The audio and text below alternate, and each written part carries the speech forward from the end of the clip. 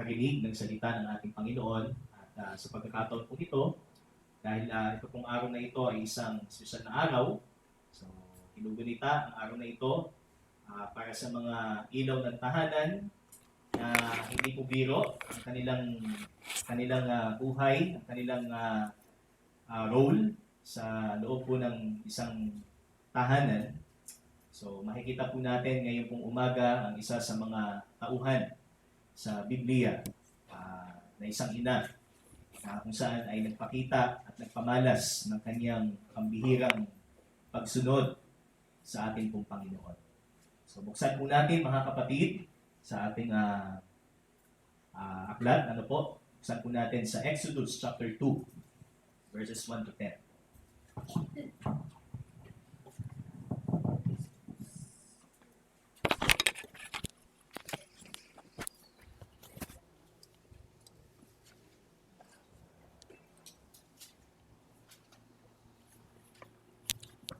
Okay, Exodus chapter 2 verses 1 to 10. Ito po ang ating passage. Tayo po ay magsitayo para po sa pagbasa ng salita po ng Panginoon. Exodus chapter 2 verse 1. Now a man from the house of Levi went and took as his wife a Levite woman. The woman conceived and bore a son, and when she saw that he was a fine child, she hid him 3 months. When she could hide him no longer, she took for him a basket made of bulrushes and daubed it with bitumen and pitch. She put the child in it and placed it among the reeds by the river bank. And his sister stood at a distance to know what would be done to him. Now the daughter of Pharaoh came down to bathe at the river, while her young women walked beside the river. She saw the basket among the reeds and sent her servant woman, and she took it. When she opened it, she saw the child, and behold, the baby was crying. She took pity on him and said, "This is one of the Hebrews' children." Then his sister said to Pharaoh's daughter, "Shall I go and call you a nurse from the Hebrew women to nurse the child for you?" And Pharaoh's daughter said to her, "Go." So the girl went and called the child's mother. And Pharaoh's daughter said to her, "Take this child away and nurse him for me, and I will give you your wages." So the woman took the child and nursed him. When the child grew older, she brought him to Pharaoh's daughter, and he became her son. She named him Moses because she said, "I drew him out of the water." Purihin po ang ating Panginoon. Tayo po'y manalangin. Aming Diyos, marami pong salamat sa umaga pong ito, sa pagkakataon muli na makapakinig ng inyong pong mensahe. Mensahe na nagpapaalala sa amin na kung kami po ay susunod sa iyo, may katiyakan mula sa iyo, Panginoon, na mangyayari kung ano po ang mga bagay na mangyayari na itinakda po ninyo, O Diyos. At muli, sa buhay po ng isang mananampalataya, ito po ay magsilbing halimbawa at paalala sa amin kung ano po ang dapat naming gawin sa buhay na ito at kung paano po kami maging isang halimbawa sa pananampalataya para po sa mga taong nakapaligid sa amin. Kung kami po ay isang ilaw ng tahanan, paano po namin dalhin ang aming po mga unbelieving loved ones sa loob po ng aming tahanan patungo po sa iyo, palapit sa iyong paanan, Panginoon. Kaya dalangin po namin ang inyong pong pangunguna sa umagang ito sa paghahayag ng inyong pong salita. Sa inyong pong tagapagsalita, patuloy niyo pong itago sa likod ng inyong pong kabanalan. Patuloy po kaming humihingi ng kaunawaan at karunungan, Panginoon, sa iyo kung paano po namin ito ilalapat sa amin pong mga buhay. Sa iyo po ang kapurihan sa pangalan ng iyong anak na si Jesus. Amen at amen. Okay, makakaupo na po tayo, mga kapatid. So, ito po ang passage na atin pong binasa is nadaanan na po natin for how many times? Kung ilang beses na po nating binasa ang Biblia. And marahil hanggang ngayon ay hindi pa natin ganap na kilala or maaring on the surface level lamang po natin kilala ang ina ni Moses. So, kung titingnan po natin sa ibang bahagi po ng aklat ng Exodus, in chapter 6 verse 20. So dito po binanggit kung sino ang ina ni Moses, gayon din ang kanyang ama. Ano po? So in Exodus chapter 6 verse 20, ito po ang ating makikita. Amram took as his wife Jochebed, his father's sister, and she bore him Aaron and Moses, the years of the life of Amram being 137 years.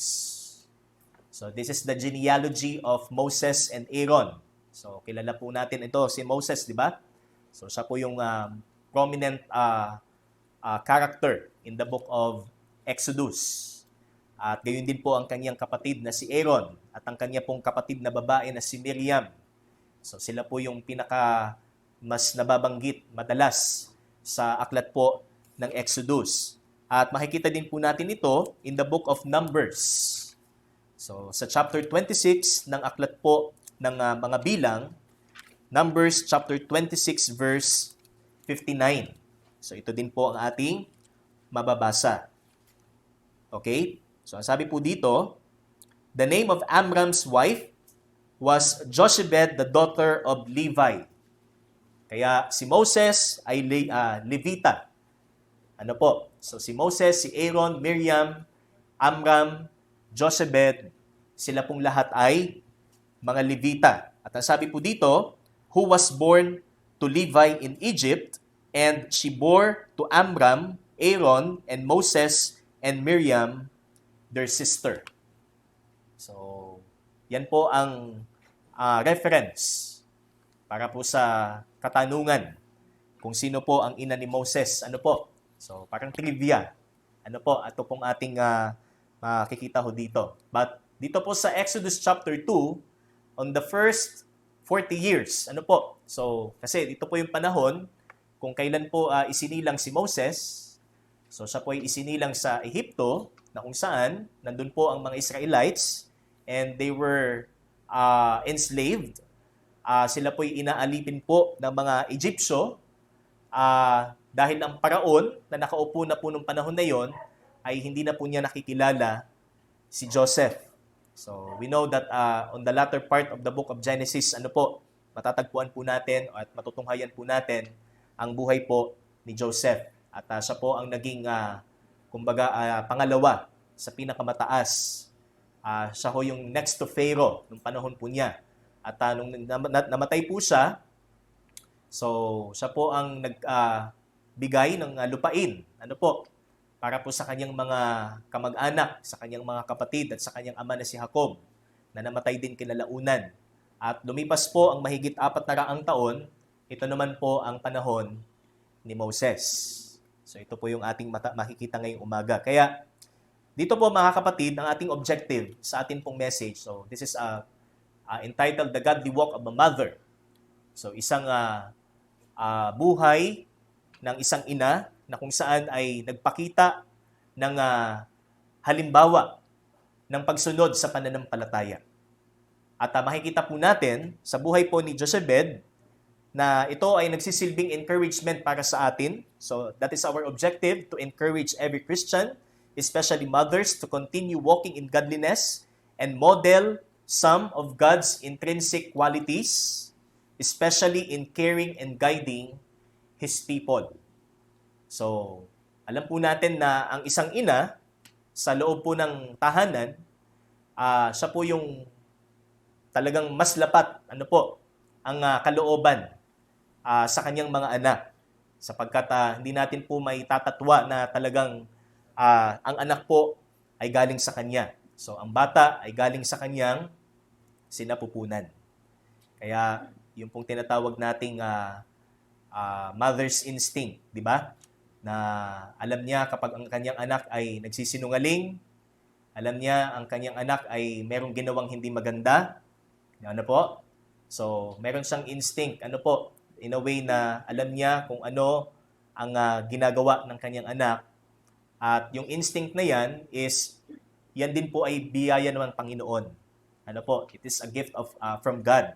Yun pong tinatawag nating mother's instinct. So, hindi po ibig sabihin natural yan sa isang ina.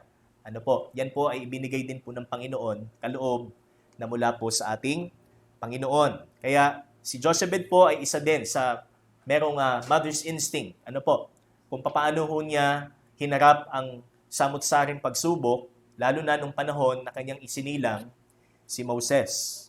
At sa kabila po ng hirap na yon, sa kabila po ng mga pagsubok na meron po nung panahon na yon, especially sa kanila bilang mga Hebreyo, na sila po ay ino-oppressed ng mga Egyptians dahil po sa kanilang populasyon.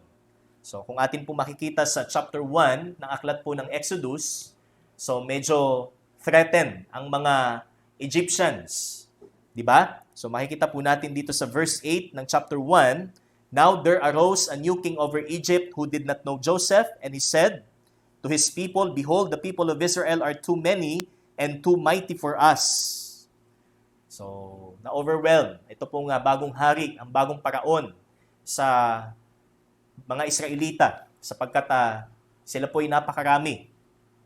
At ang kanya pong ginawa dito po sa next verse, "Come, let us deal shrewdly with them, lest they multiply, and if war breaks out, they join our enemies and fight against us and escape from the land."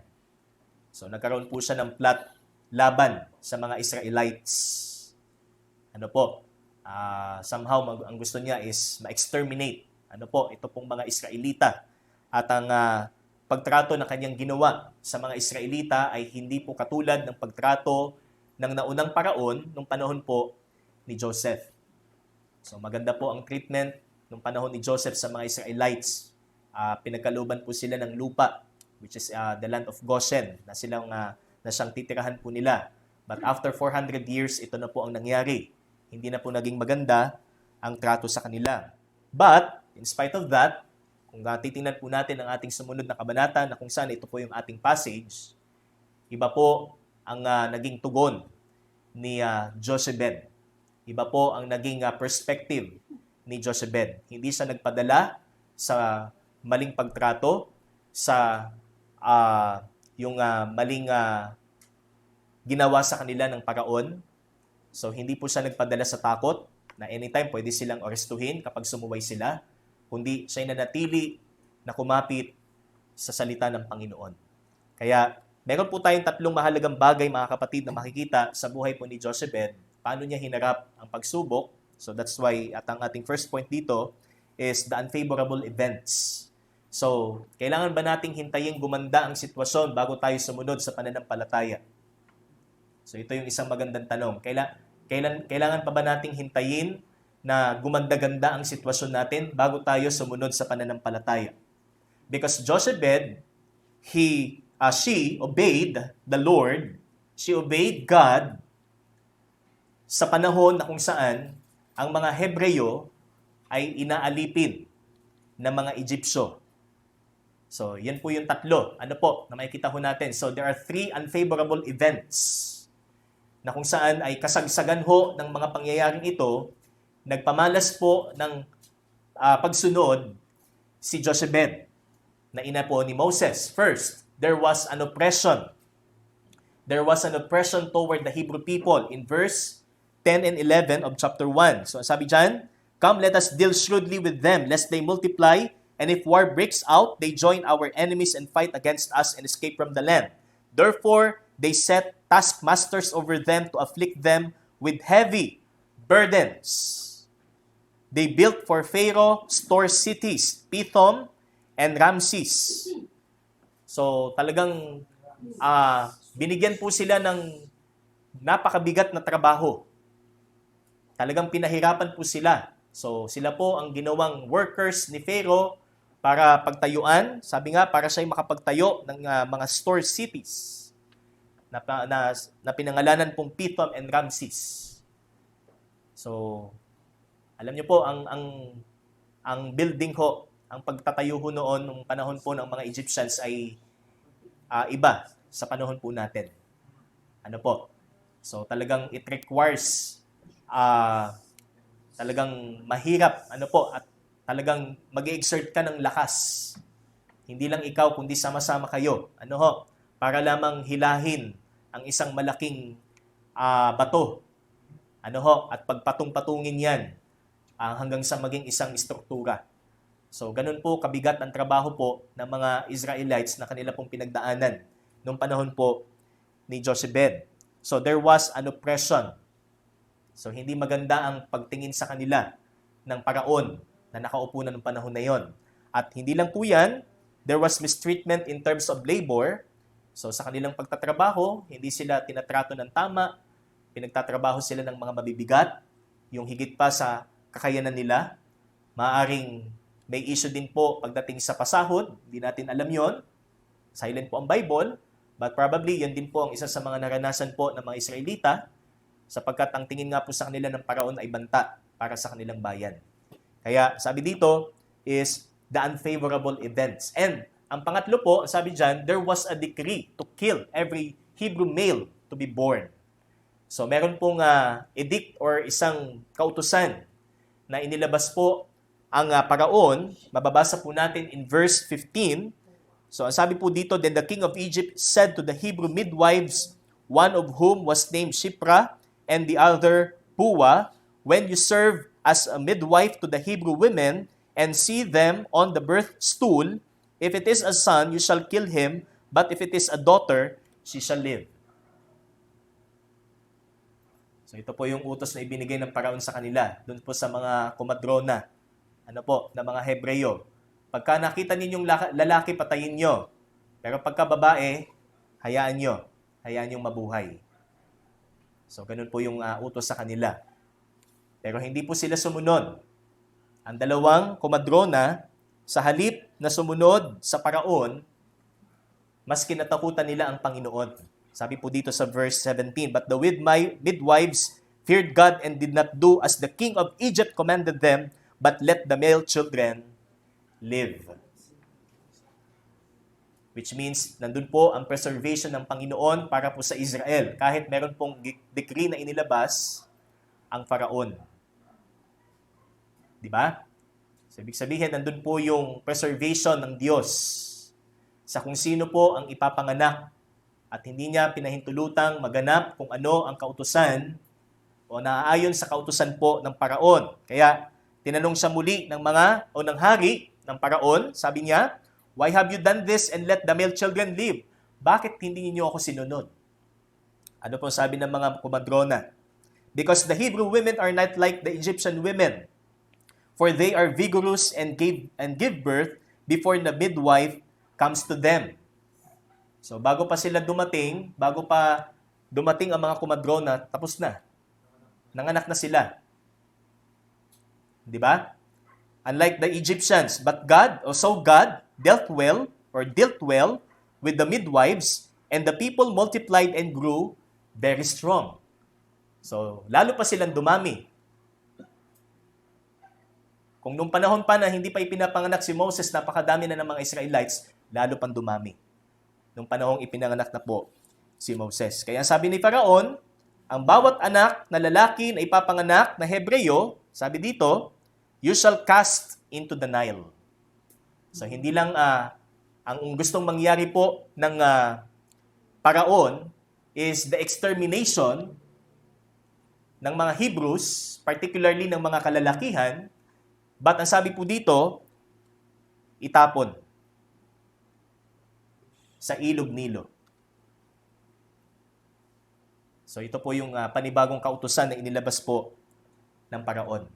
So, ganun po ang sitwasyon ng panahon ni Jochebed.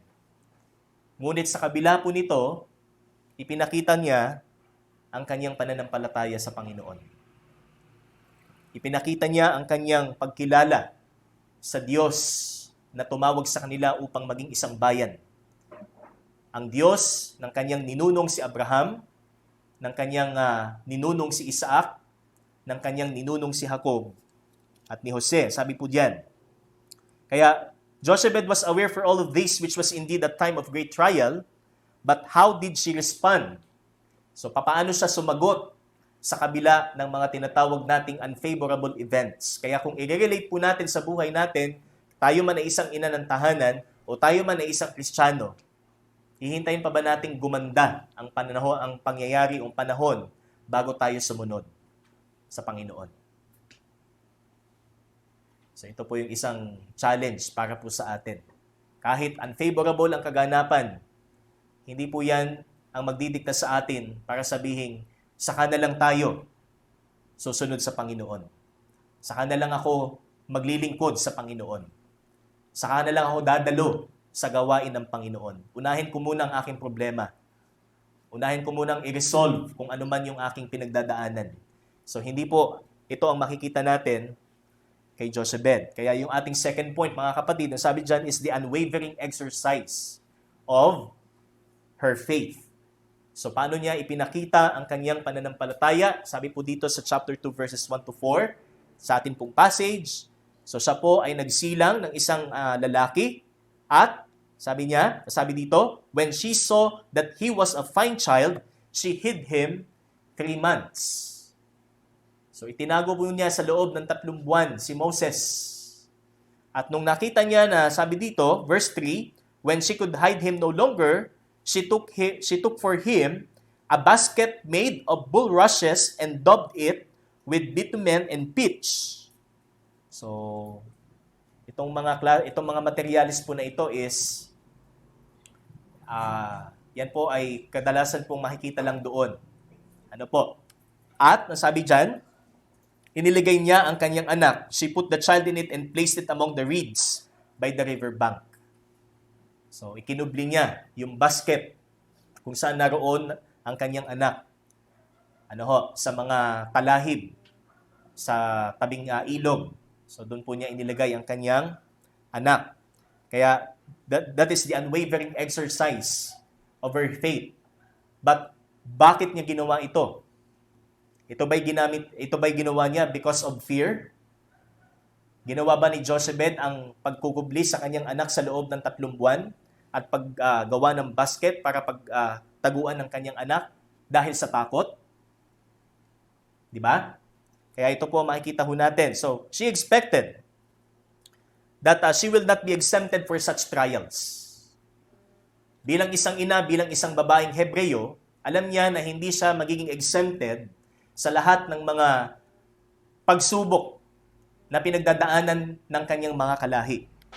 Ngunit, sabi dito, siya'y nanatiling tapat sa Panginoon at patuloy na nagtitiwala sa Panginoon.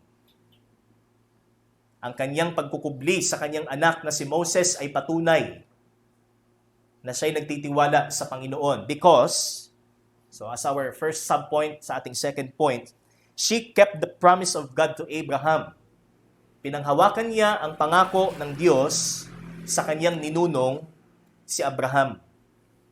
So hindi lang ho siya basta gumawa ng hakbang at ikinubli niya ang kanyang anak bilang isang ina na dahil siya'y takot na baka mahuli siya ng paraon o ng mga tauhan ng paraon at siya'y makulong o siya'y arestuhin at baka parusahan siya. Hindi po yun ang dahilan kaya niya ginawa ang bagay na ito. Kundi, sabi dito, pinanghawakan niya ang pangako ng Diyos sa kanila. Kaya nakakagalak, mga kapatid, ang salita po ng Diyos ay bukas, lantad, na ipinapahayag sa atin ang mga pangako ng Panginoon na siyang ating pinanghahawakan. At kung pangahawakan po natin ang salita ng Panginoon, ang kanyang mga pangako, ang kanyang mga salita na nagbibigay buhay, matutulad po tayo kay Jochebed. Okay? So sa Genesis chapter 12 verse 3, mababasa po natin ang pangako ng Diyos kay Abraham. Sabi niya, I will bless those who bless you, and him who dishonors you I will curse, and in you all the families of the earth shall be blessed.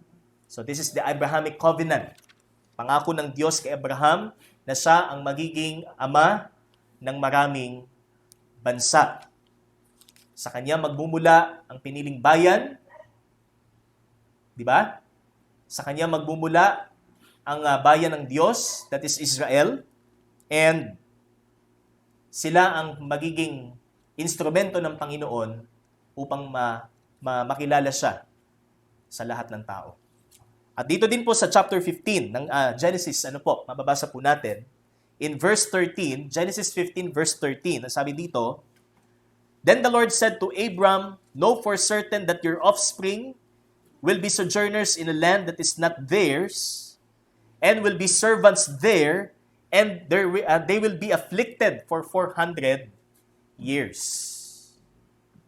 So, meron na pong hula ang Panginoon or naibinigay ang Panginoon kay Abraham na ang kanyang descendants, sabi dito, ang kanyang descendants ay magiging isang manlalakbay. Sabi dito, will be sojourners and they will be afflicted. Sila'y pahihirapan sa loob ng 400 taon. But I will bring judgment on the nation that they serve, and afterward they shall come out with great possessions. Ibig sabihin, alam ni Jochebed ang kanilang sitwasyon. Hindi niya tiningnan ang sitwasyon nila sa perspective ng isang pagano o sa perspective ng isang walang pagkakilala sa Diyos. Kundi dahil sa kanyang pagkakilala sa Diyos, tiningnan niya ang sitwasyon ayon doon sa pagtakbo ng panahon na itinakda ng Diyos para sa kanila. Mula sa pangako ng Panginoon sa kanila na sila'y maging isang bayan at pakiingatan sila ng Panginoon. So ito yung pangyayari na kanilang pinanghawakan. Ano po? Ni Jochebed at ng kanyang asawa na si Amram. Kaya, mga kapatid, sabi dito, she kept the promise of God to Abram, okay? Kung ano ang ipinangako ng Diyos sa kanyang ninuno, kanyang pinanindigan. Kaya niya ang ginawa niya kay Moses na kanyang anak. At pangalawa, she believed that God would preserve her son. Ano man ang mangyari sa kanyang anak na si Moses, hindi siya pababayaan ng Panginoon. Kaya ganun din ang pinanghahawakan po natin sa buhay natin. Amen? Amen. Na anuman ang sitwasyong pagdaanan po natin, hindi tayo pababayaan ng Panginoon. We will never be forsaken. Hindi tayo pababayaan. Hebrews chapter 13, right? Siya ang ating saklolo. Anong magagawa sa atin ng tao? Sapagkat siya ang Diyos ng ating saklolo. Okay? So she believed that God would preserve her son and use him at gagamitin siya. Gagamitin ang kanyang anak sa kung ano ang magiging layunin po ng Panginoon. Use him for his purpose.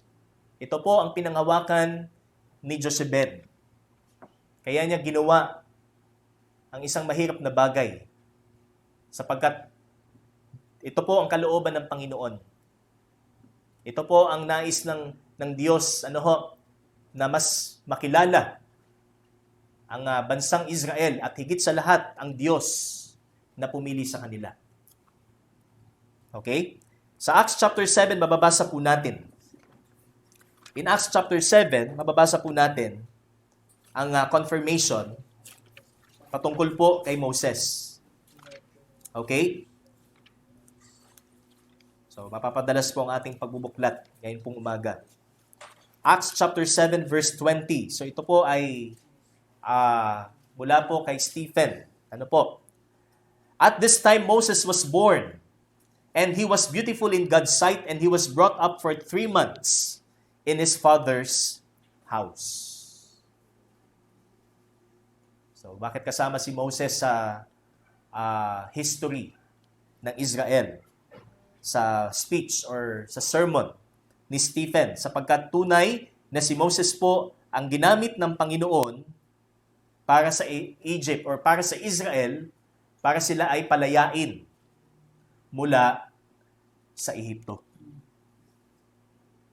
So ito po yung confirmation sa pamamagitan po ng mga ngaral na si Esteban na si Moses po ang tinawag ng Diyos upang siyang maging pinuno. Ano po? Sa pag-alis.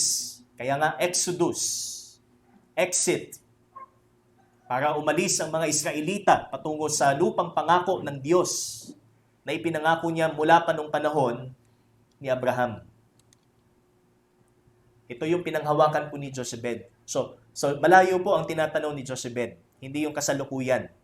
na pagsubok, kundi yung pangako ng Diyos sa kanilang bayan na ito'y mangyayari sa itinakdang panahon ng Panginoon.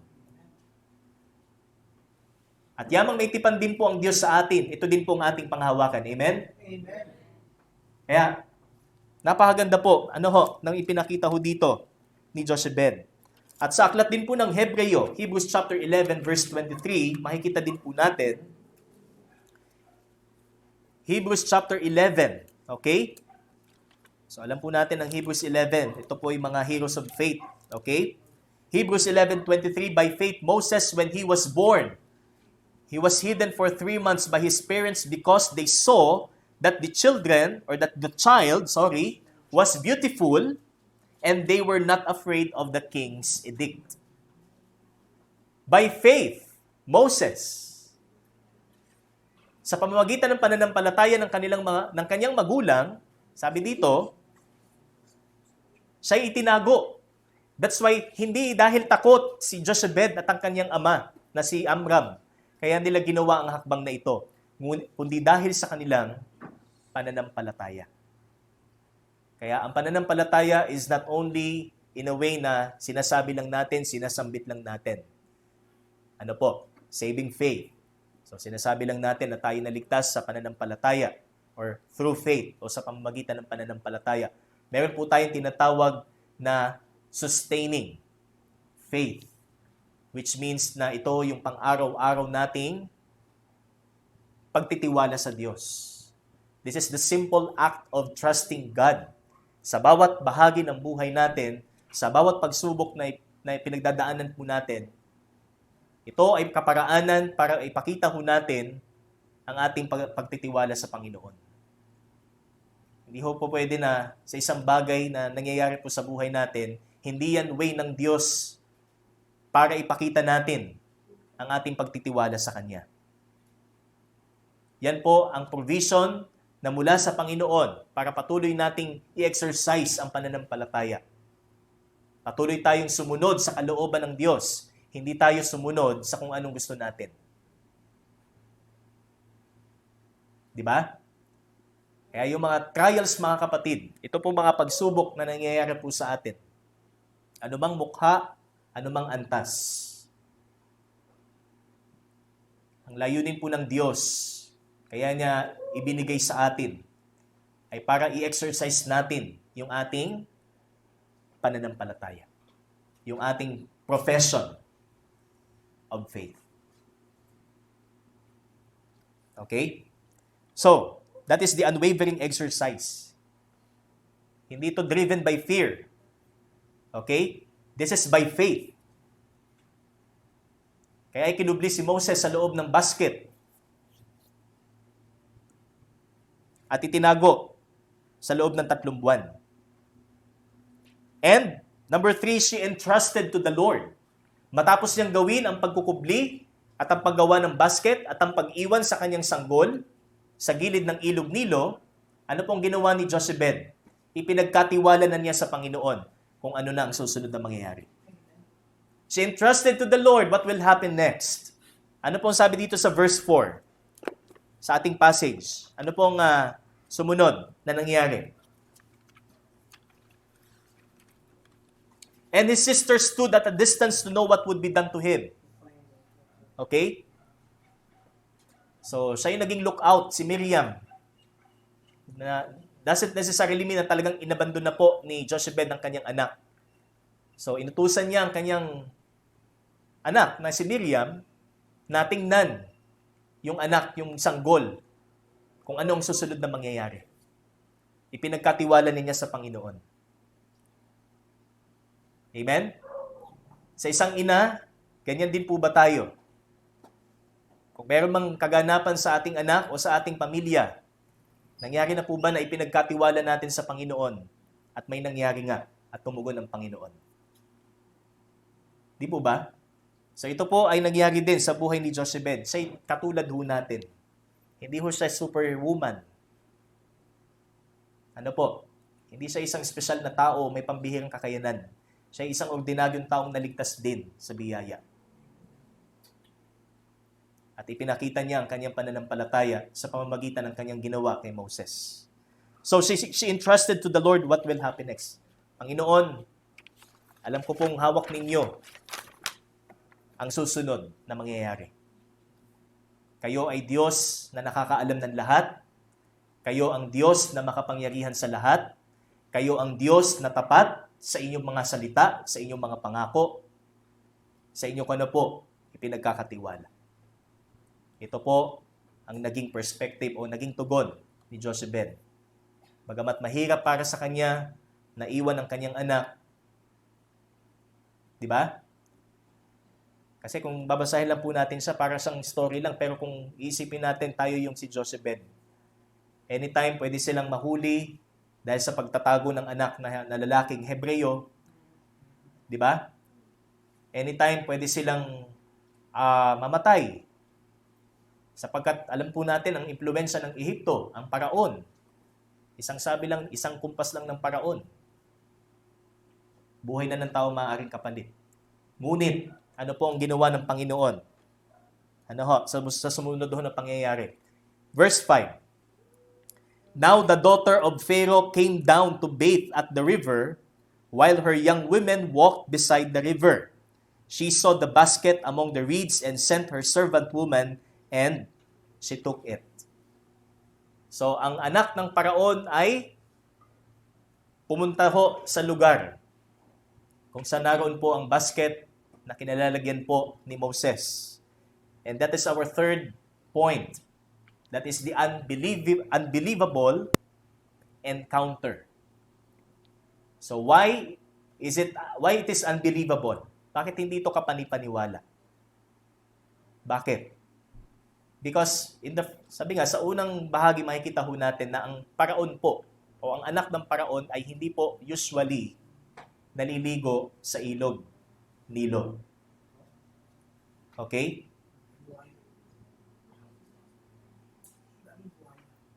Sapagkat ang ilog Nilo po, kinoconsider ho nilang mapanganib, kinoconsider ho nilang marumi. Ano po? Bagamat, kung titinan po natin ang Nile River, sabi nga, talagang malaki po ang tulong ho nito sa Egypt. Marami hong mga mineral na matatagpuan po sa Nile River. Pero hindi ho kaugalian ng isang royal person na maligo sa ilog Nilo sapagkat meron po silang sariling paliguan. Di po ba? But how come po na ang isang anak ng paraon ay magpasyang maligo sa ilog? Bagamat hindi ito usually ginagawa ng mga dugong bughaw. That's why this is an unbelievable encounter because God intervened. Tumugon ang Panginoon sa ginawa ni Jochebed sa pamamagitan po ng anak ni Faraon. So sabi po dito, God intervened to Jochebed's act of faith. The mere fact that the Pharaoh's daughter decision to bathe at the river Nile is astonishing. But naging posible ho sapagkat kumilos ang Panginoon sa pamamagitan po niya. Nakita niya ang basket at ang sabi dito, tinawag niya ang isa sa kanyang mga lingkod upang kunin ang basket at ng kanyang buksan. Na sabi dito, when she opened it, she saw the child and behold, the baby is crying. So, in what way na ng Diyos ang nag-intervene po dito ho sa pangyayaring ito? First, natukoy po nung anak ng paraon na ang sanggol ay Hebreyo, lalaki. At alam na alam ho niya ang rule ng kanyang ama kung ano ang dapat gawin sa isang Hebrew boy or sa Hebrew male. Cast. Itapon. Hayaang mamatay. Diba? Immediately, sabi nga, kung susundin niya ang utos ng hari ng paraon ng kanyang ama pa mismo, itapon mo ang anak na ito, ang batang ito. But instead, ano pong ginawa? When she opened it, she saw the child and behold, the baby was crying. She took pity on him. Nung umiyak po si Moses, nahabag siya. Kaya talagang ang pusong ina, di ba?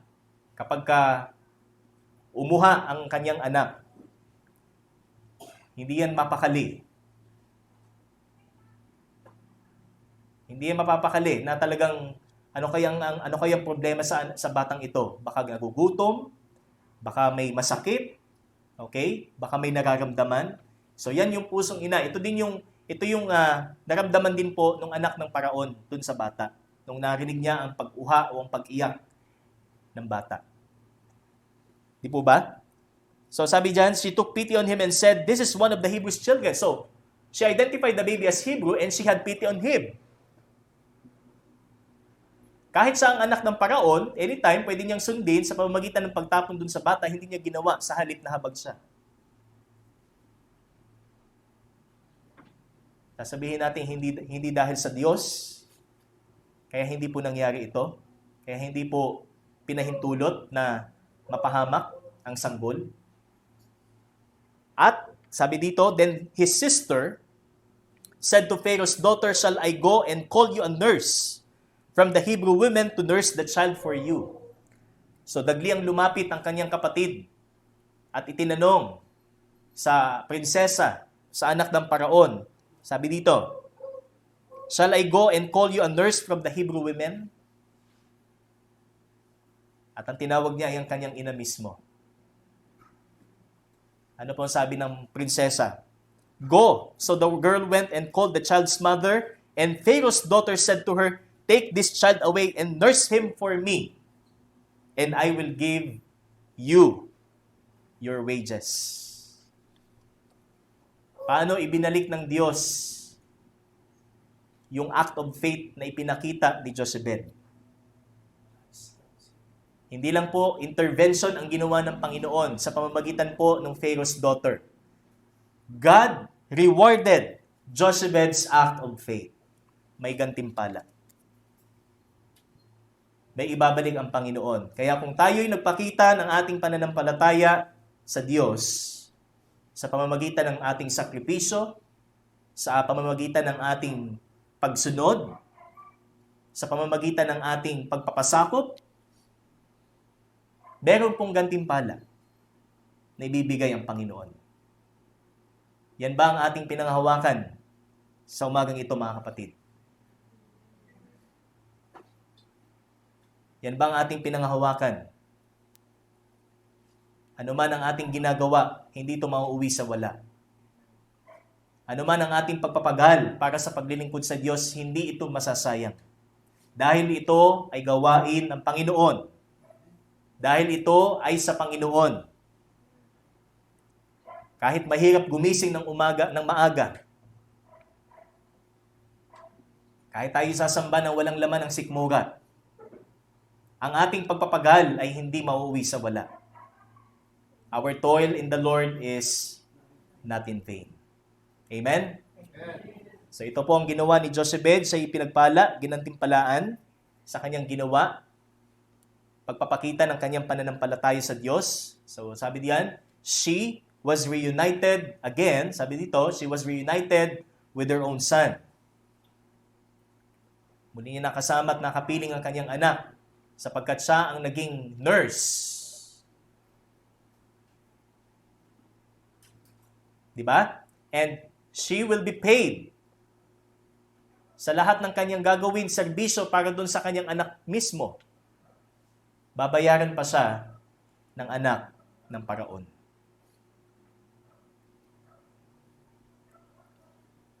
Di po ba?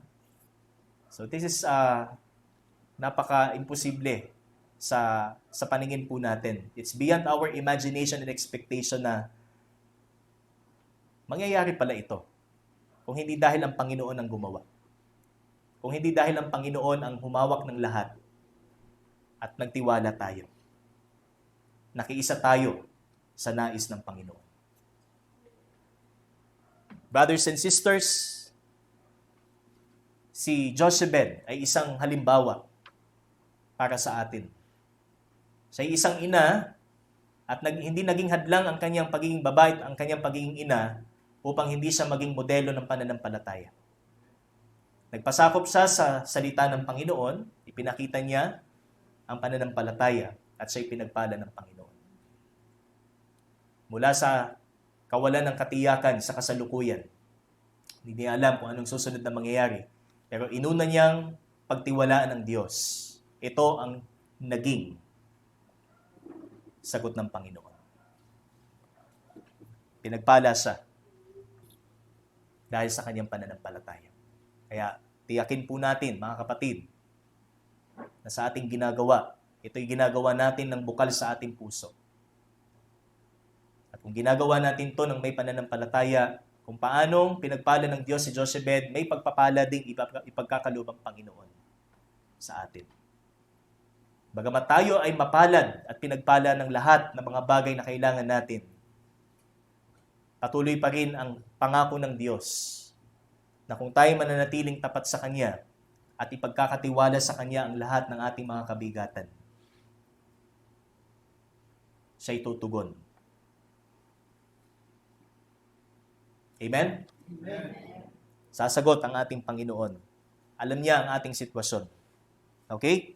So, these are the three important points or truths na makikita po natin sa buhay po ni Jochebed. First, there are unfavorable events na patuloy na nagaganap at hindi ito ang nagdidikta sa kanya kailan siya susunod o hindi susunod. Pero ang ginawa niya, sumunod siya. That's why meron po tayong tinatawag na unwavering exercise. Hindi siya nagpadala sa agos ng mga pangyayari na maaaring pumigil sa kanyang sumunod.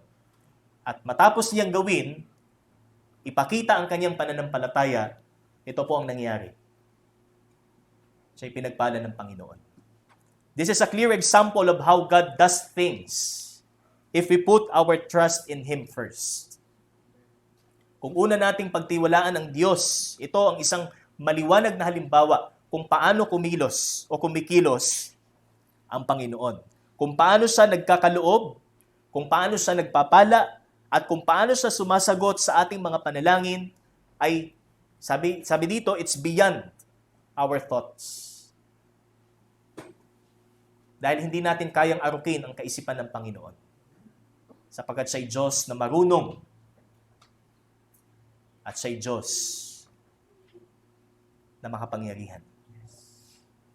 That's why in 1 Peter chapter 1 verse 7, it tells us that a tried faith will result to His praise, His honor, and His glory at the revelation of Jesus Christ. Kaya ang sinubok na pananampalataya ay magresulta sa kapurihan, karangalan at kaluwalhatian ng Diyos. Ito ay instrumento, hindi ho ito paraan. Ano po? O bagay para sabihin nating mali pala ang aking napasok. Mali pala ang napasukan ko. So, ang sabi po dito, a tried faith will result to His praise, honor, and glory. Yan po ang ating mitiin. Kaya patuloy po tayong naglilingkod sa Panginoon. Hindi ho para lang ma-resolve ang ating mga problema. Hindi po ito formula. A-attend ako sa church, baka mawala yung aking problema. Baka mabawasan yung aking mga isipin. Baka mabawasan yung aking mga alalahanin sa buhay. Hindi po formula ang pagdalo sa gawain. Kundi ang pagdalo natin sa gawain ay pagtanaw ho natin sa karangalan ng ating Panginoon. That God will be glorified, will be honored sa pamamagitan ng ating pagharap sa mga pagsubok. Okay? So, isang halimbawa po natin ay ang isang ina na bagamat hindi ho siya gasinong binanggit for how many times sa Biblia, ngunit nagpakita siya ng pambihirang halimbawa ng pagsunod at pagtitiwala sa Diyos. At yan ay patuloy po nating isagawa bilang mga lingkod ng Panginoon. Amen? So again, tayo'y mabuhay, tayo maglingkod sa Diyos, hindi dahil takot tayo, kundi ito ho ay ating pagpapakita ng ating pananampalataya. So, ginagawa natin ang lahat by faith. Sa pananampalataya. At hindi dahil sa ating nakikita. Diba? Sabi po ng 2 Corinthians, we walk it by faith and not by sight. Tayo po'y manalangin. Aming Diyos, salamat sa inyo pong salita. Tunay na nakapagbibigay ng kalakasan at revival para po sa amin. Ang account po na ito, ang buhay po ni Jochebed, na ina po ni Moses.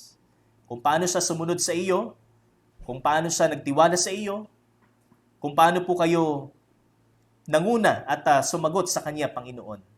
Ito din po ang maaaring mangyari sa amin kung gagawin din po namin kung ano po ang ginawa ni Jochebed. Na siya ay unang nagtiwala sa iyo at patuloy na ipinagkatiwala sa iyo ang lahat ng kanyang mga sitwasyon. Kaya Panginoon, tulungan niyo po kami na sa buhay po namin, maging iba po kami sa kung paano po namin titingnan ang mga bagay, hindi po katulad ng isang taong walang pagkakilala sa iyo.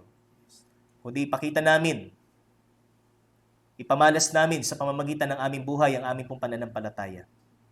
Hindi lamang po namin sinasabi ang aming pananampalataya, kundi ito po ay naipapakita po namin sa pamamagitan ng aming pagsunod, pagpapasakop, pagtitiwala sa iyo. Salamat pong muli, pinupuri ka namin sa lahat ng ito.